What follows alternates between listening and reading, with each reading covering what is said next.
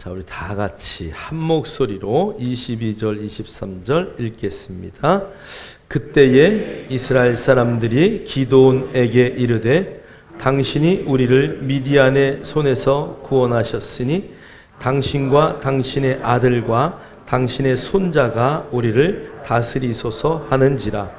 기드온이 그들에게 이르되 내가 너희를 다스리지 아니하겠고 나의 아들도 너희를 다스리지 아니할 것이요 여호와께서 너희를 다스리시리라 하니라. 아멘. 할렐루야. 주의 이름으로 사랑하고 축복합니다.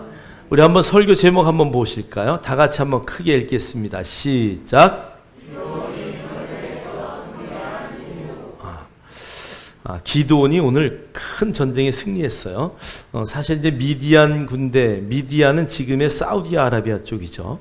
여러분 미디안 상인이라는 이야기를 들으셨죠? 그러니까 미디안 상인들은 그 먼 거리를 다니면서 뭐로다가 했냐면 낙타를 타고 다니면서 이렇게 지역마다 옮겨 다니면서 무역을 했죠. 그러나 그들이 무역을 할 때 그냥 순수하게 장사꾼들만 가지 않지요.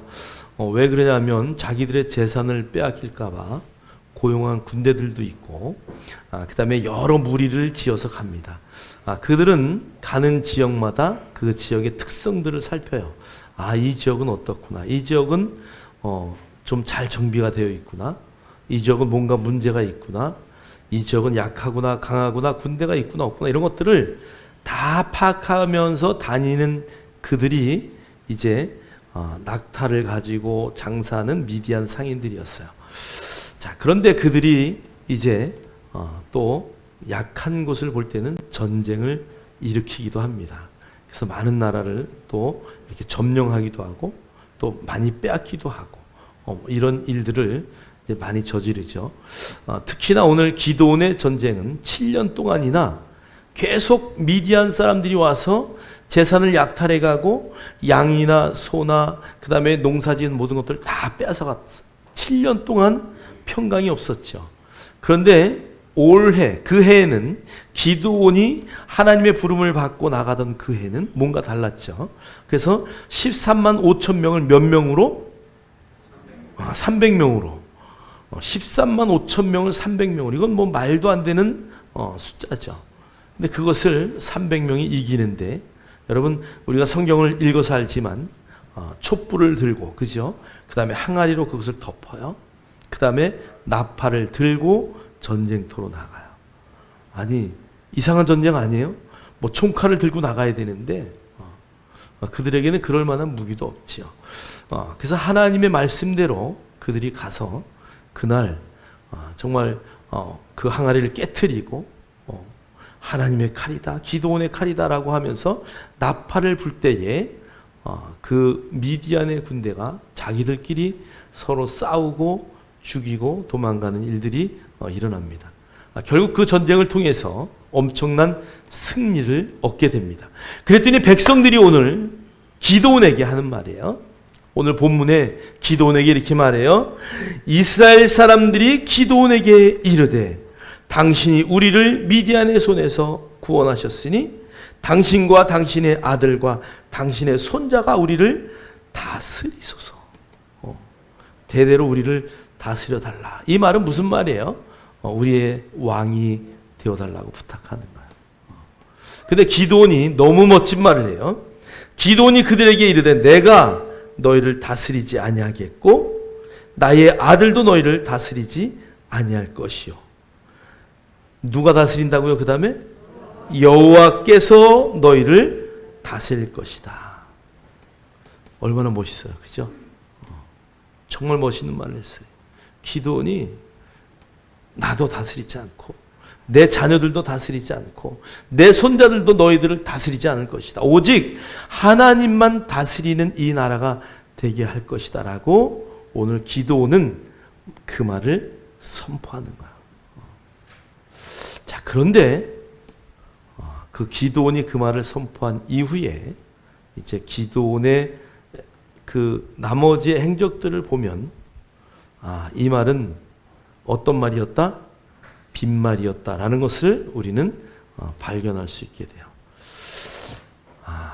기도원에 대해서 워낙 우리가 좋은 이야기, 많은 정보, 정말 설교를 통해서 기도원은 대단했던 사람이다. 300명의 용사를 갖고 기도원의 300용사. 그래서 어린아이들도 유치원, 주일학교 이렇게 할 때 기도원에 대해서 막 엄청나게 많은 것을 배웠지만 우리가 이 전쟁에서 승리한 이후에 기도원의 삶, 또 그들의 자녀들의 그 행동을 통해서 뭔가 잘못됐구나라는 것을 우리는 느끼게 될 것입니다. 오늘 그 말씀을 통해서 저와 여러분의 삶을 다시 한번 뒤돌아보고 우리는 어떤 삶을 살아야 될 것인가를 여러분의 인생의 후반전을 준비하는 그런 믿음의 말씀이 되기를 주의 이름으로 축복합니다.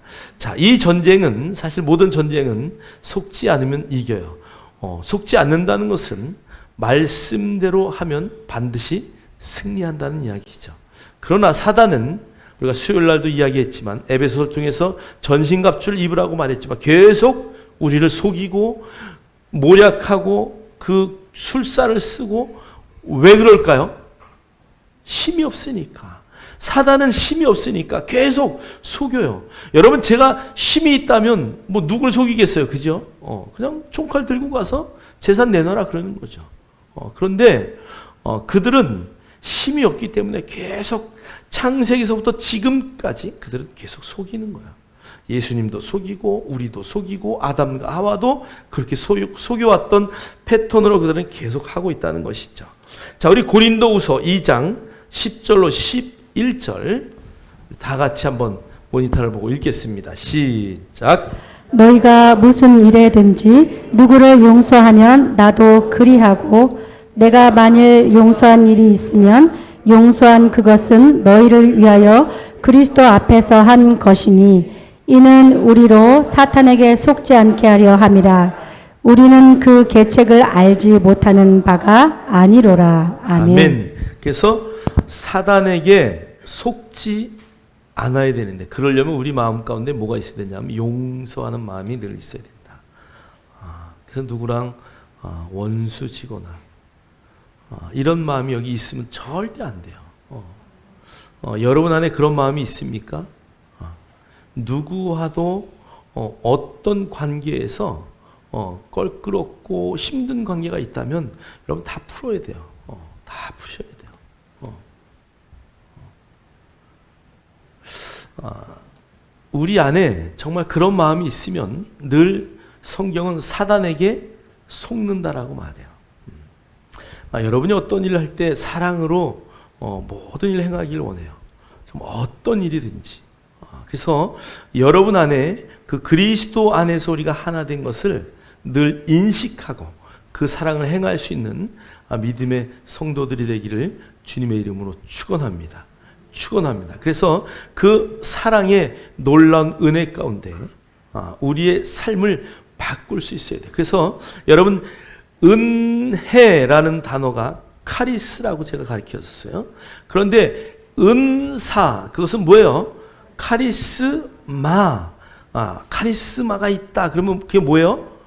우리 안에 은사가 있다는 거예요. 그러니까 하나님의 은혜를 받은 사람에게는 은사가 있어요. 그런데 이 은혜의 최종의 목적은 뭐예요? 카리스마니에요. 그 단어는 뭐예요? 용서라는 단어예요. 저와 여러분 안에 용서하지 못한 자들이 있다면 다 용서하기를 주의 이름으로 축원합니다. 정말 여러분 안에 조금이라도 그런 마음이 없기를 주의 이름으로 축복해요. 우리 옆 사람하고 한번 대화합시다. 부부끼리 더 끌어안으면서 대화합시다. 용서합시다.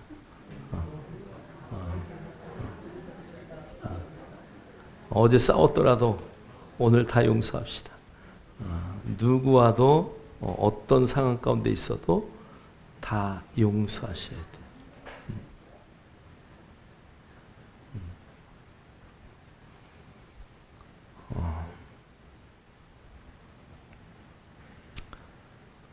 정말 여러분의 심령 가운데 그 용서가 흘러나오고 정말 사랑할 수 있는 그런 우리 모두가 되기를 주의 이름으로 축복합니다. 자, 우리 베드로전서 5장 8절 한번 보세요.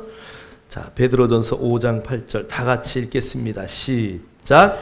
근신하라, 깨어라, 너희 대적 마귀가 우는 사자같이 두루 다니며 삼킬 자를 찾나니. 아멘. 여기 보니까 근신하라라는 단어는 술 취하지 말아라. 그러니까 이 단어의 배우는 술 취함의 반대인 맑은 정신을 말하는 거야. 그러니까 근신이란 단어는 또릿또릿하고 맑은 정신으로 항상 깨어 있어라, 그 말을 하는 거죠. 여기 깨어라는 단어는 망을 보는 거야. 경계하고 주의해라. 왜 그러냐면 까딱하면 이 마귀 대적 사단에게 우리가 속기 때문에 그래요. 왜요? 그들은 없는 것을 있는 것처럼 부풀려요. 여러분, 사자는 절대 배고프면 울지 않아요. 살금살금 기어가고 다가가죠. 그런데 여러분, 우는 사자처럼 막 겁주는 거요. 여러분, 개들도 그래요. 막 껑껑대고 막 우는 개들은, 막 그냥 지저대는 개들은 사실은 물지도 못하는 개요. 진돗개 같은 거 한번 보세요. 사냥개가 뭐 어디 짖고 가요? 새 잡으러 가는데 그냥 달려가서 물어요. 여러분, 우리가 절대 속지 않기 위해서는 근신하라. 술 취하지 말란 얘기죠. 우리의 삶을 깨끗하게 깨워서 경계할 수 있어야 된다는 것을 성경은 우리에게 말씀하고 있어요. 자, 그러려면 우리가 갖고 있어야 할 게 에베소서 4장 3절은 이렇게 말해요. 평안에 매는 줄로 성령이 하나 되게 하신 것을 어떻게 하라고요? 힘써 지켜라. 정말 힘써 지켜야 돼요. 우리가 그리스도 안에서 연합하여 하나 됐어요. 여러분 다 아다시피 이제 우리가 성령 안에서는 늘 어디에 있든지 우리는 연합된 하나라는 것을 절대 잊으시면 안 돼요. 어떤 상황이 와서 우리가 그것을 깼다 할지라도 다시 그것을 하나로 만들 수 있는 것이 성령의 역사고 능력이에요. 그래서 여러분들이 이 명절 때도 형제들 만나면 다른 이야기 할 거 없어요. 사랑하고 축복하고. 특히나 그리스도인들은 이 명절이 기회가 돼야 돼요. 그래서 제사가 없으니까 안 가고 막 이런 것들 하지 마시고 가능하면 찾아가서 미리 사전에 찾아가든가 아니면 지난 다음에 찾아가든가. 그래서 연합하고 평안에 매는 줄로 하나 되게 힘쓸 수 있어야 돼요. 늘 명절이 올 때마다 하는 이야기지만 여러분, 제사 드리는 집보다 더 화목하게 여러분의 물질을 드려서 사랑하고 또 우애를 다지고 할 수 있는 그런 기회가 될 수 있기를 주님의 이름으로 축복합니다. 특히 그리스도 안에서 성령 안에서 하나가 된 저와 여러분, 또 우리 모두는 늘 평안에 매는 줄로 연합할 수 있기를 주의 이름으로 축복합니다. 그래서 어떤 일이 있어도 사랑하고, 어떤 일이 있어서 어떤 관계가 됐다 할지라도 사랑하고 품을 수 있는 그런 넓은 마음을 가질 수 있는 우리 모두가 되고, 또 그것을 행동으로 지켜서, 여기 보니까요, 힘써 지키래요. 여러분, 평안을 이루는 것은 그냥 되지 않아요. 우리가 힘써서 지켜야 되는 거예요. 교회가 하나 되기 위해서, 또 형제가 연합하기 위해서 힘써 지킬 수 있는 그런 믿음의 역사들이 있기를 주의 이름으로 축복합니다. 자, 우리 첫 번째, 이제 기드온 집안에 올무가 있어요. 자, 그것은 무엇이냐면 에봇이에요. 자, 오늘 이제 우리가 성경을 보면 기드온에게 백성들이 우리를 다스려 달라고 말할 때 기드온이 아니야 절대 안 다스려. 그리고 하나님이 다스릴 거야. 그리고 말한 것은 이스라엘 백성들이 그거 한 두 번만 했으면 그래 내가 다스릴게. 아마 기드온은 그랬을 것 같아. 왜 그러냐면 기드온이 이제 모든 금부치를 다 노획한 금부치를 나에게 달라 그래요. 자, 거기 밑에 한번 우리 26, 27절 한번 읽겠어요. 우리 프린트물에 26, 27절 한번 읽겠습니다. 시작. 기드온이 요청한 금 귀고리의 무게가 금 1700세겔이요. 그 외에 또 초승달 장식들과 패물과 미디안 왕들이 입었던 자색 의복과 또 그 외에 그들의 낙타 목에 둘렀던 사슬이 있었더라. 기드온이 그 금으로 에봇 하나를 만들어 자기의 성읍 오브라에 두었더니 온 이스라엘이 그것을 음란하게 위함으로 그것이 기드온과 그의 집의 올무가 되니라. 아멘. 그러니까 기드온이 그 목걸이들 있잖아, 목걸이. 너희들 보니까 이슬람 사람들은요 귀에다가 어떤 목걸이를 주로 거냐면 초승달 목걸이를 주로 걸고요. 귀걸이도 초승달 모양의 귀걸이들을 많이 해요. 그 다음에 낙타나 이런 데도 금으로 사슬을 만들어서 거기다가 이렇게 그것을 이렇게 금으로 만들어 가지고 낙타에도 초승달 뭐 이런 거를 다 걸죠. 여러분 여기 보니까 우리가 1700세겔 정도 되는 금을 모았다 그래요. 자, 그런데 이 1700세겔 되는 금은 무게가 어느 정도 될까? 한번 제가 이렇게 조사를 해봤더니 한번 보세요. 1세겔의 무게가 11.4g이 돼요. 1세겔이 11.4g. 그래서 1700세겔을 제가 쭉 계산을 했더니 32만 6,500원. 요즘에 한 돈의 가격이 제가 금 거래소에 인터넷을 쳐봤더니 저건 아마 도매 가격일 수도 있어요. 32만 6,500원이래요. 그래서 그걸 계산했더니 약 16억 8,700만 원이다. 놀라지 않나요? 다들 그 정도 있나 봐.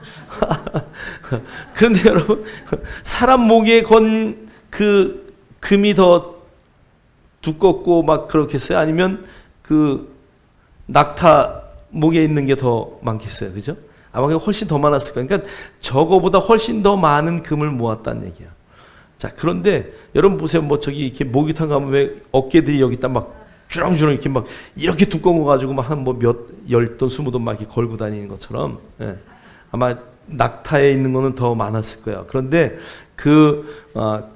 것들을 모은 게 지금 1700세겔이다. 그러니까 사람들의 귀와 목에 걸었던 것들을 다 모아놓은 게 그 정도다. 그러니까 엄청난 양의 금들을 모은 거죠. 자, 그래서 그것을 가지고 이제 뭘 만드냐? 에봇을 만들었대요. 여러분, 이 에봇은 누가 입는 옷이에요? 제사장이 입는 거. 에봇은 누구나 입을 수가 없는 옷이에요. 오늘 왜 기드온이 에봇을 만들었을까? 성경에는 써 있지 않지만 우리가 유추하건대 그 당시에 나라를 구하고 이스라엘 백성을 이끄는 제사장들이 제 역할을 못했다는 것을 기드온은 전쟁 이후에 그것을 느꼈을 거예요. 야, 내가 이렇게 싸우는데 아니 누가 먼저 앞장서야 되겠어요? 제사장들이 앞장서고 막 다 해서 전쟁을 승리로 이끌어야 되는데, 여러분 우리가 알다시피 에브라임 지파, 그죠? 지금 기드온은 므낫세 지파예요. 에브라임 지파가 땅이 더 커요. 힘도 더 세요. 그런데 와가지고 왜 우리는 내비두고 네가 혼자 전쟁을 다 승리로 이끌겠냐? 막 그래서 기드온이 만물포도 이야기를 하잖아요. 그죠? 우리는 끝물포도야. 너희들은 만물포도고 막 이런 말을 하면서 그들을 달래요. 왜요? 전쟁을 지금 해야 되는데 여기 와서 자꾸 시비 거는 거야. 왜 너희들 그러냐고. 왜 너희들끼리만 전쟁한? 아니요, 무슨 소리야. 기드온이 다 각 지방으로 전쟁을 일으키려고 다 보냈어요. 그럼에도 불구하고 기드온이 전쟁에 이긴 후에 야, 이거 다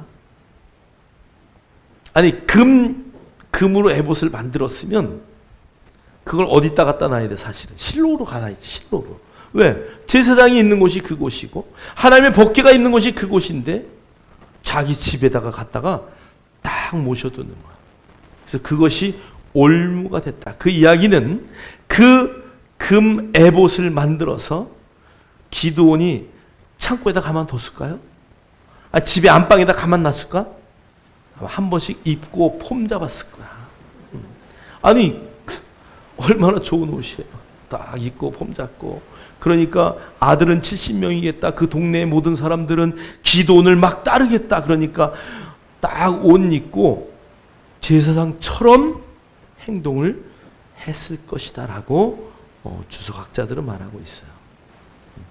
그러니까 오늘 기드온은 전쟁에 승리한 이후에 그 많은 이스라엘 백성들이 왕이 되소서, 우리를 다스려 주세요, 다스려 주세요라고 말했을 때 아니야, 하나님이 다스릴 거야.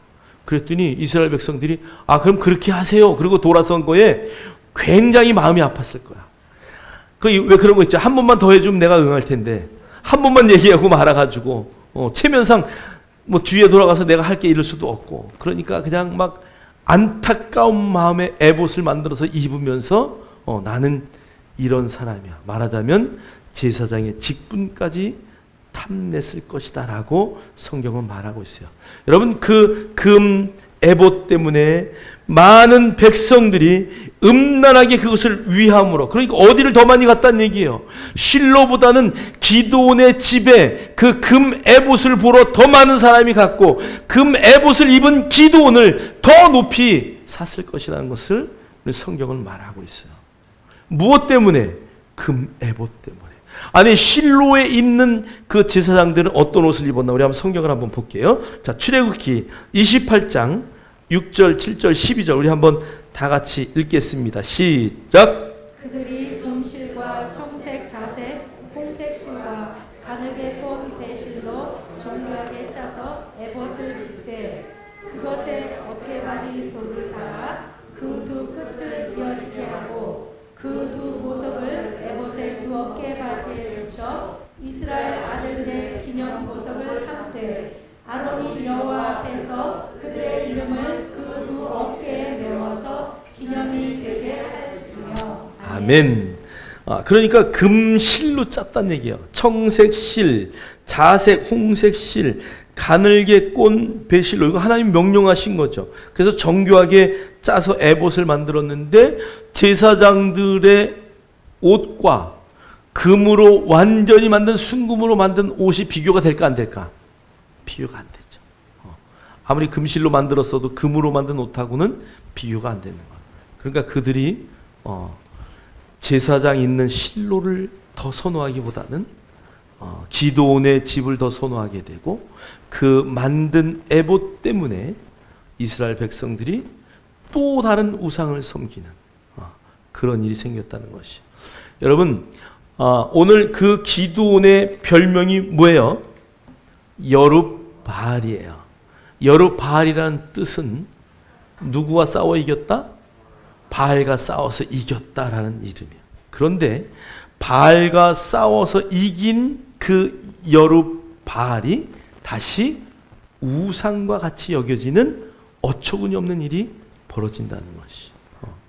여러분, 아무리 훌륭한 목사, 아무리 훌륭한 대통령, 아무리 훌륭한 누가 있다 할지라도 여러분, 하나님의 이름과 바꾸면 안 돼요.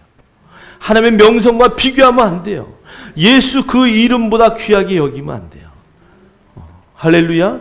여러분 앞에 어떤 가장 귀한 것이 있다 할지라도 그것이 주님의 이름보다 높아지는 것은 다 우상이 되는 거예요. 오늘 그 비싼 금 에봇 때문에 이스라엘 백성은 나중에 다시 타락의 길로 들어가는 어처구니 없는 일들이 벌어지고 있다는 것을 우리는 알 수 있다는 것이죠. 우리 한번 사사기 8장 33절로 34절 한번 읽겠습니다. 다 같이. 기드온이 이미 죽음에 이스라엘 자손이 돌아서서 바알들을 따라가 음행하였으며 또 바알 브릿을 자기들의 신으로 삼고 이스라엘 자손이 주의 모든 원수들의 손에서 자기들을 건져내신 여호와 자기들의 하나님을 기억하지 아니하며. 아멘. 그러니까 기드온이 죽자마자 이스라엘 자손들이 돌아서서 누굴 따라가요? 바알을 따라가요. 만약에 기드온이 물론 이제 사사기는 계속 이것이 반복이지만, 만약에 기드온이 정말 하나님 앞에 최선을 다하고 열심을 내서 하나님이 이 나라를 지키고 또 하나님이 이 나라를 영원히 보살피신다는 것들을 그들에게 계속 가르쳤다면 놀라운 일들이 벌어졌을 거예요. 그런데 찾아오는 많은 자들이 실로보다는 기드온을 더 숭상하게 되고 그 금에봇을 더 바라보는 그런 올무 때문에 이스라엘 백성들이 바로 바알에게로 돌아가는 그런 일들이 그 땅에서 이루어졌다는 것은 매우 안타까운 것이에요. 그것은 기드온에게만 해당된 것이 아니라 오늘 이 시대를 사는 저와 여러분에게도 동일하게 이루어지는 일들이에요. 여러분이 가장 위하는 것이 무엇입니까? 그것이 여러분의 가정에 우상이 되지 않도록 하기를 주의 이름으로 축복합니다. 예수 그리스도보다 더 높아지지 않는 그런 일들이 있도록 여러분이 스스로를 지키고 또 하나님의 영광을 늘 믿음으로 바라볼 수 있는 우리 모두가 되기를 주의 이름으로 축원합니다. 자, 두 번째는요. 많은 아내와 첩을 두었대요. 자, 우리 사사기 8장 30절로 31절 읽겠습니다. 시작. 기드온이 아내가 많음으로 그의 몸에서 낳은 아들이 70명이었고 세겜에 있는 그의 첩도 아들을 낳았으므로 그 이름을 아비멜렉이라 하였더라. 아멘. 예, 여기 보니까 기드온이 아내가 많음으로, 여기 아내라는 단어는 원래 원어는 이샤라는 단어예요. 그래서 그것은 정실 부인, 아내, 여성을 의미해요. 그런데 세겜에 있는 그의 첩, 그 첩이라는 단어는 필레겟이라는 단어인데요. 소실, 작은 부인, 후궁, 첩 이런 단어예요. 자, 그런데 여기 원어의 진짜 의미는요. 정상적으로 결혼을 올리지 않은 여인, 그것을 첩이라 그래요. 옛날에 우리나라도 첩이 많았죠, 그죠? 첩하고 결혼식 하는 뭐라 그래야 되나? 기둥서방이라 그러나? 그런 사람이 있나요? 없죠, 그죠? 첩하고 어떻게 결혼을 하겠어요? 그래서 우리가 오늘 기드온은 이 당시를 따지면은 여성들이 보통 한 명이 10명까지 아기를 낳대요. 평균적으로 보면 6명, 7명 이 정도를 자녀를 낳는데요. 한 명이 7명 낳는다고 할지라도 여러분 다 여성들이 건강해야 그렇게 많이 낳잖아요. 그죠? 1년 있다 나고 막 이렇게 낳는데 그 한 명이 7명을 낳았다고 해도 부인이 몇 명이에요? 10명이에요. 10명. 정식으로 결혼한 부인이 10명인데 오늘 또 첩을 뒀다는 것은 굉장한 문제가 있는 거죠.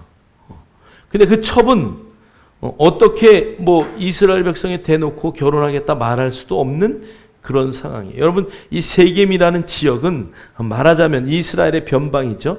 특히나 디나의 강간 사건이 있었던 곳이 그 하몰의 자손들, 그곳이 세겜 지역이에요. 말하자면 이방 여인을 아내로 삼아서 오늘 아들을 낳았다는 거야.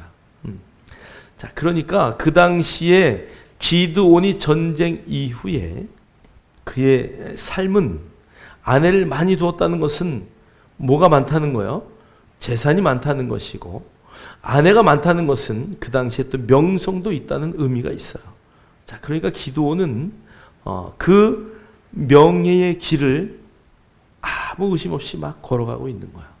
자, 그런데 여기 한번 보세요.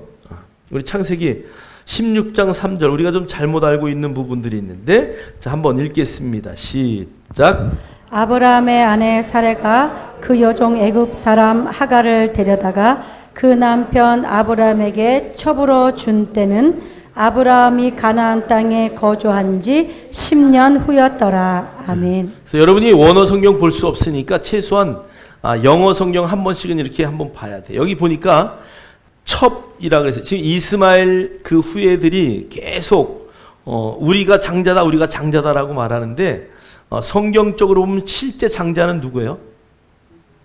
여기 보니까요, 그 남편 아브라함에게 첩으로 줬다라고 했는데 원어는 뭐예요? 이샤예요, 이샤. 정실 부인이에요. 영어 성경도요, 정실 부인으로 되어 있어요. 뭐 NIV고 뭐고 다 찾아보면요, 첩이라는 단어가 없어요. 정실 부인. 우리 성경만 다 첩으로 나와 있는데요, 이건 완전히 잘못된 오역을 했다. 정실 부인이었어요. 그러니까 원래 정실 부인으로 줬으니까 이 이스마엘은 원래 아브라함의 뭐예요? 장자의 장자. 근데 우리는 왜 그러면은 사라의 태에서 나온 이삭을 그렇게 장자라고 주장합니까? 하나님이 약속하신 자녀라는, 장자의 개념보다는 하나님이 약속하신 자녀라는 것을 우리가 잘 인식하셔야 돼요. 저와 여러분이 하나님의 장자이기 전에 약속한 자녀, 약속한 자녀. 할렐루야. 그래서 오늘 이 창세기의 이 단어는 좀 번역을 완전히 잘못한 부분이다. 성경을 제가 보니까 이 첩이라고 번역해 놓은 것은 완전 오역을 해놨다. 그래서 아내, 정실 아내였다는 것이죠. 자, 그러니까 오늘 이 기드온은 정식으로 결혼할 수 없는 여자와 결혼을 해서 아이까지 낳았다는 것이야. 자, 하나님이 임금을 세울 때, 왕을 세울 때, 또 그 나라를 다스릴 만한 통치자들에게 부탁하신 말씀이 있어요. 신명기의 말씀인데 우리 한번 17장 17절 읽겠습니다. 시작. 그에게 아내를 많이 두어 그의 마음이 미혹되게 하지 말 것이며 자기를 위하여 은금을 많이 쌓지 말 것이니라. 아멘. 뭐 10명의 아내를 데리고 살아도 얼마나 힘들까. 한 명도 힘든데. 저는 솔로몬이 얼마나 많은 고민을 하고 살았을까 참. 솔로몬이 저것을 완전히 어겼죠. 이스라엘의 왕이 될 사람, 이스라엘을 다스리는 통치자가 되는 자들은 이방 여인은 절대 아내로 삼으면 안 돼요. 솔로몬은 왕이면서도요, 얼마나 많은 이방. 물론 여러분 그 동기는요 굉장히 좋아요. 어떤 면에서는요, 그 목적이 뭐예요? 이스라엘 나라를 확장하고 펼쳐 나가고 그 주변에 어떤 전쟁도 없게 하기 위한 그것은 굉장히 좋은 방법이라고 말할 수는 있어요. 그런데 하나님의 의도와 계획과 말씀에는 완전히 어긋나는 거죠. 여러분 그 여인들 때문에, 여러분 우리가 성막 세미나 그 전에 가봤지만 그 목사님이 안내를 하면서 솔로몬은 이런 말까지 했어요. 저에게 솔로몬은 정말 죽일 그런 말까지 하더라고. 뒷말은 제가 안 했어요. 누가 했는지 모르겠지만 솔로몬은 죽일 막 그렇게 얘기하더라고. 그래서 우리 성도들도 깜짝 놀랐고 저도 깜짝 놀랐어요. 거기서 솔로몬에 대해서 다시 우리가 보니까 하나님의 영광을 완전히 가려져요. 솔로몬 이후에 이스라엘 백성들에게 수많은 우상이 들어와요. 뭐 그 전에 나오지도 않던 그 엄청난 그것이 지금도 이스라엘 땅을 팔 때에 계속 나와요. 그 우상 덩어리가. 얼마나 많은 여인들이 들어와서 자기들의 신상을 세워놓고 섬겼는지. 여러분 성전산 바로 앞에, 예루살렘 성전 바로 앞에 그 밀곰을 크게 만들어 놓고 그것을 섬겼다는 것이야. 근데 솔로몬이 그것을 허락한 이유는 뭐예요? 만약에 이 여인이 그거 허락하지 않아가지고 삐져가지고 가버리면 전쟁이 날까봐 그 나라와. 여러분 우리나라에 들어온 이슬람 사람들이요, 공부하다 말고도 가가지고 뭐해요? 수업 듣다가 가가지고 시간 됐다고 깔고 거기서 기도해요. 그러니까 교수가 수업에 방해된다고 하지 말라 그랬어요. 그걸 다 갖다가 막 대사관에다가 이르고 해서 외교 분쟁까지 갔어요. 여러분 일하다가도 그렇게 한대요. 그런데 그것을 막으면 난리가 나는 거예요. 난리가 나는 거예요. 우리가 한 번쯤은 생각해 봐야 돼요. 정말 어떻게 이 나라가 바로 세워져야 되는지. 근데 뭐 아기들을 낳을 수 있는 사람들이 없으니 여러분 자녀들에게 많이 낳을 수 있도록 격려하시기를 주의 이름으로 축복합니다. 우리 교회는 그래도 4명이나 낳으신 분이 있어서 얼마나 다행인지 몰라. 큰일 났어요. 0.7. 이건 뭐 30년 있으면 우리나라 인구가 반으로 준다는 통계라는데요. 정말 기도해야 될 때인 줄 믿습니다. 여러분, 왕이 된 자는 이방 여인과 그것을 얻으면 안 되고요. 그 다음에 병마를 많이 얻으려고 애굽으로 내려가면 안 된다. 말이 많으면 안 된다는 얘기예요. 그 다음에 아내를 많이 둬서 안 된다. 자기를 위한 은금을 많이 쌓아둬도 안 된다. 이게 왕들에게 하나님이 하신 말씀이에요. 이스라엘을 다스리는 자에게 말씀하신 거예요. 근데 오늘 기드온은 10명의 아내를 뒀다는 것은 많은 아내를 둔 거죠. 그리고 평생 율법책을 옆에 두고 읽어야 된다. 여러분은 이 땅을 다스리는 하나님의 자녀임을 믿습니다. 그래서 우리를 왕자여 공주라고 표현합니다. 여러분 어떤 삶을 사시겠습니까? 정말 평생을 율법책을 옆에다 두고 하나님의 말씀을 읽고 묵상하는 자 되기를 원합니다. 특히나 이 땅의 것을 바라보고 또 많은 아내를 두고 명예를 바라보는 삶이 아닌 정말 하나님의 영광을 바라볼 수 있는 그런 저와 여러분 되기를 주님의 이름으로 축원합니다. 자, 우리 세 번째 한번 아비멜렉 나의 아버지는 왕이다. 자, 이제 그래서 첩을 얻어가지고 아이를 낳는데 그 아이의 이름을 노골적으로 나의 아버지는 뭐라고 줬어요? 왕이다. 이 기드온의 여러분 자녀의 이름은 누가 지어줘요? 주로 아버지가 주어줘요. 우리나라도 그렇지만 이스라엘도 마찬가지예요. 아버지가 할아버지가 살아있으면 할아버지가 짓기도 하죠. 그런데 거의 아버지가 이름을 져요.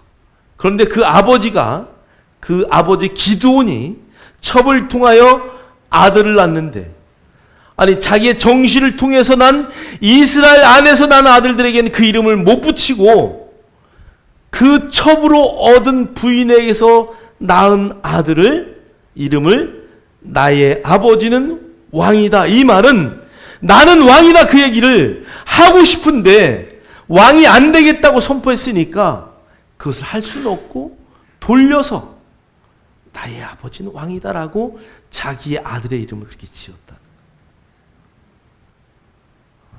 얼마나 어처구니 없는 정말 한편으로 생각하면 우리가 알고 있는 기드온 물론 좋은 면을 부각해서 우리가 닮아야 되는 것은 확실합니다. 그러나 여러분의 마음 가운데 여러분은 그런 마음이 없는지 여러분 안에 내가 스스로 왕이 되어서 하나님은 나의 왕이십니다.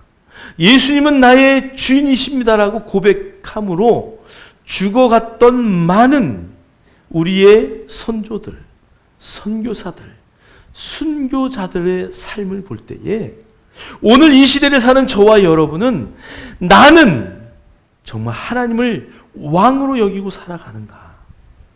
여러분 우리가 가만히 생각해 보지 않을 정말 깊이 묵상해야 될 말씀이에요. 여러분의 자녀에게 니네 아버지는 왕이야. 혹시 이런 이름은 져준 자식이 없는지 여러분 한번 다시 생각해 봐요. 한편으로 제가 말씀을 묵상하면서 우리 아들들을 우리 자녀들을 하나님보다 더 사랑해서 그들을 왕으로 그렇게 또 세우지는 않을지 여러분 한 번쯤은 생각해 보셔야 될 것을 확신합니다. 우리 한번 성경 한번 보겠어요. 자, 우리 사사기 8장 29절로 35절인데요. 자, 우리 한번 한 절 한 절 합독하여 읽겠습니다. 시작. 요아스의 아들 여룻바알이 돌아가서 자기 집에 거주하였는데 기드온이 아내가 많으므로 그의 몸에서 낳은 아들이 70명이었고 세겜에 있는 그의 첩도 아들을 낳았으므로 그 이름을 아비멜렉이라 하였더라. 요아스의 아들 기드온이 나이가 많아 죽음에 아비에셀 사람의 오브라에 있는 그의 아버지 요아스의 묘실에 장사되었더라. 기드온이 이미 죽음에 이스라엘 자손이 돌아서서 바알들을 따라가 음행하였으며 또 바알 브릿을 자기들의 신으로 삼고 이스라엘 자손이 주위의 모든 원수들의 손에서 자기들을 건져내신 여호와 자기들의 하나님을 기억하지 아니하며 또 여룻바알이라 하는 기드온이 이스라엘에 베푼 모든 은혜를 따라 그의 집을 후대하지도 아니하였더라. 아멘. 아멘. 요아스의 아들 여룻바알이 돌아가서, 여러분 여기 성경에 보니까요, 원래 요아스의 아들 이러고 나올 때는 기드온이라는 이름이 나오는 게 정상임에도 불구하고 오늘 요아스의 아들 여룻바알, 이 성경을 기록한 그 저자는 요아스의 아들 여룻바알, 요아스의 아들인데 바알과 싸워서 이긴 그가 이제 돌아가서 자기 집에 거주하였는데 그 집에 뭐가 있어요? 금 에봇이 있어요. 그런데 그는 바알과 싸워서 이겼지만 그 바알과 이겨서 싸운 자의 모습으로 살지 못했다라는 것을 성경은 우회적으로 기록하고 있어요. 기드온이 아내가 많음으로 올바른 자세가 아니라는 것이죠. 그의 몸에 낳은 아들이 70명이고 또 첩도 얻었는데 그의 첩이 아기를 낳았는데 그 이름을 뭐라고? 아비멜렉이라고 지었다라고 말해요. 그러니까 그는 이미 사사 가운데 타락의 길을 가고 있어요. 우리가 다음 시간에 이제 이야기를 하겠지만 이 기드온서부터 이제 타락의 길을 쭉 가는 그 사사들의 정말 올바른 사사가 아니라 정말 타락의 길을 걷는 그 사사들. 그러나 하나님은 또 그런 사사들이라도 세워서 사용하신다는 것을 성경에 보면서 이 마지막 때는 누가 없어요? 추수할 일꾼이 없다는 거예요. 우리가 전도를 이야기하고 뭐 영혼 구원을 이야기하고 막 하지만 영혼 구원에 대한 정말 놀라운 뜨거운 그런 마음들이 점점 사라져가고 있고 또 백성을 다스리는 사사들의 그 타락한 모습 가운데서도 하나님이 어쩔 수 없이 그들을 사용하는 모습들을 이제 이 뒤에 나오는 사사들을 통해서 더 많이 보고 있다는 얘기죠. 그러나 정말 하나님은 하나님의 방법, 하나님의 때, 하나님의 뜻에 따라 하나님은 모든 사람들을 사용하고 있다는 것이죠. 32절에 이렇게 말해요. 요아스의 아들 기드온이 나아가 나이가 많아 죽음에, 기드온이 나이가 많아서 이제 죽었어요. 그런데 아비에셀 사람 오브라에 있는 그의 아버지 요아스의 묘실에 장사가 되었다. 여러분 유대인들의 무덤을 여러분 만약 사진으로 많이 보았을 거예요. 동굴 안에 들어가서 여러 군데 묘를 하는 게 있고 그 다음에 그 뼈들이 썩으면 한 곳에다가 이렇게 갖다 놓는 거죠. 그래서 그 묘실 안에 여러들의 시체들이 있어요. 근데 보통 4개, 5개 정도를 이렇게 파놔요. 그리고 거기에다가 놓으면 한 2년 정도면 뼈가 다 썩죠. 그러면 그것을 추려서 깊은 그 안에 웅덩이를 파고 거기다가 조상의 묘와 같이 이렇게 놨다. 여러분 성경에 보면 조상의 묘에 묻히지 못한 왕들도 있어요. 그 이야기는 무슨 얘기예요? 악한 왕이었다는 이야기고요. 조상의 묘에 묻히지 못했다는 것은 그의 악행이 극에 달했다. 죽어서도 조상의 묘로 돌아가지 못했다. 오늘 여기에 의도적으로 요아스의 묘실에 장사되었다라고 말하는 것은 오늘 이 사사기를 기록한 저자가 기드온에게 최고의 뭐를 줬다고요? 선처를 베풀었다는 것을 성경은 말하고 있어요. 자, 우리 33절. 그래서 기드온이 이미 죽음에 이스라엘 자손들이 도와서 바로 바알들을 따라가 음행하였으며 또 바알브릿을 자기들의 신으로 삼았다라고 성경은 말씀하고 있어요. 34절에 그들은 여호와 자기 하나님을 기억하지도 못했다고 말하고 35절에 여룻바알이라 하는 기드온이 이스라엘에게 베푼 모든 은혜를 따라 그의 집을 후대하지도 아니하였더라. 여룻바알이라 하는 기드온, 이 단어의 표현도 바알과 싸워서 이겼던 기드온, 그러나 그의 집안에 모든 이스라엘 백성들의 뭐가? 은혜가. 그 이스라엘 백성들이 왕으로 삼으려고 하고 모든 금기골이 다 풀러서 줬던 그 놀라운 명성의 모든 것들이 기드온이 죽자마자 다 사라졌을 뿐 아니라 아예 기억도 하지 않았다는 것이. 역사와 함께 잊혀지는 기드온의 모습, 그 집안의 모습을 볼 수 있어요. 사랑하는 성도 여러분, 저와 여러분의 이름이 영원히 하늘나라에 기록됨을 믿습니까? 여러분 이 땅에 살아가는 순간순간의 선택을 정말 하나님의 말씀 안에 붙어서 어떠한 경우에라도 하나님과 그 나라의 생명록 책에 내 이름이 지워지지 않고 영원히 남을 수 있는, 또 여러분이 이 세상을 떠난 이후에 여러분의 이름이 이 땅에서 불려질 때에 정말 기억될 만한 놀라운 역사들과 은혜가 있기를 주의 이름으로 축복합니다. 자, 우리 사사기 9장 1절로 2절 우리 한번 다 같이 읽겠습니다. 시작.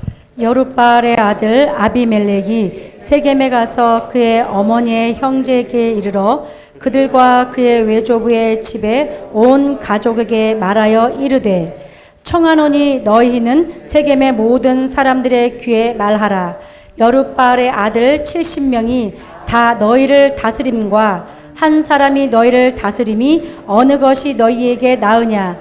또 나는 너희와 골육임을 기억하라 하니. 아멘. 아멘. 이제 40년의 평화가 이제 아내 네 분으로 인해서 깨어질 그런 찰나에 놓여 있는 거죠. 여러분 여기에 다스림이라는 단어 마샬, 아까 우리가 첫 번째 읽은 본문에 우리를 다스리소서 할 때에 마샬이라는 동일한 단어를 썼어요. 우리를 통치하소서, 우리를 다스리는 왕이 되어주소서 하는 동일한 단어예요. 그런데 오늘 이제 그의 아들 아비멜렉은 자기가 스스로 다스리는 자가 되겠다고, 왕이 되겠다고 나오는 그런 자리에 서는 아들이 되었다는 것이죠. 그래서 이 아비멜렉을 통한 이야기가 이제 엄청난 비극의 일들이 벌어지게 됩니다. 여러분 명예와 권력, 여자와 돈, 지금 이 기드온의 이야기를 통해서 그 모든 것들이 다 지금 표출되고 있어요. 여러분 우리의 인생의 삶을 통해서 여러분이 가져야 할 것은 무엇이고 여러분이 버려야 할 것은 무엇인지를 성경은 우리에게 말씀하고 있습니다. 여러분이 가장 사랑하는 것, 여러분의 명예, 여러분의 그 모든 음란의 것들, 하나님보다 더 사랑하는 우상과 같은 것들을 다 내려놓을 수 있는 그런 저와 여러분이 되기를 주의 이름으로 축원합니다. 그래서 우리의 모든 삶이 오늘 기드온과 같지 않아서, 아비멜렉과 같지 않아서, 여러분 운니엘이 했던, 그 다음에 드보라가 했던, 그 전에 있었던 큰 선지자 운니엘과 드보라와 같은 그런 자리에 설 수 있는 저와 여러분 되기를 주의 이름으로 축원합니다. 기도합니다. 하나님 감사합니다. 기드온이 전쟁에서 승리한 이후에 하나님 그 전쟁 가운데 취한 에봇이 기드온 집안의 올무가 되었고, 많은 아내를 둠으로 하나님의 법들을 어겼을 뿐 아니라 그 아들의 이름을 나의 아버지는 왕이다라고 지음으로써 어처구니 없는 일들이 그 집안에 이루어집니다. 하나님, 오늘 이 기도원의 말씀을 통해서 우리를 뒤돌아보게 하시고 하나님 정말 우리의 삶이 어떠한 삶을 살아야 할지를 다시 한번 뒤돌아보게 하옵소서. 하나님, 우리가 살아가는 모든 매 순간이 전쟁과 같은 시간들입니다. 눈에는 보이지 않지만 우리의 배후에 영적인 전쟁을 우리는 늘 하고 있습니다. 하나님, 그 전쟁은 속지 않으면 이기는 전쟁입니다. 하나님, 전쟁 후에 교만했던 기드온이 모든 것을 잃었던 것처럼 하나님, 우리의 삶은 그렇지 않기를 맹세합니다. 예수님 이미 전쟁에서 승리하신 그 모든 것들을 우리 마음판에 새기고 우리의 삶을 의로운 삶으로, 거룩한 삶으로, 성령의 인도하는 삶으로 살아내어서 하나님의 영광을 드러내는 우리 모두가 되게 하여 주옵소서. 예수 그리스도 이름으로 감사하며 축복하며 기도하옵나이다.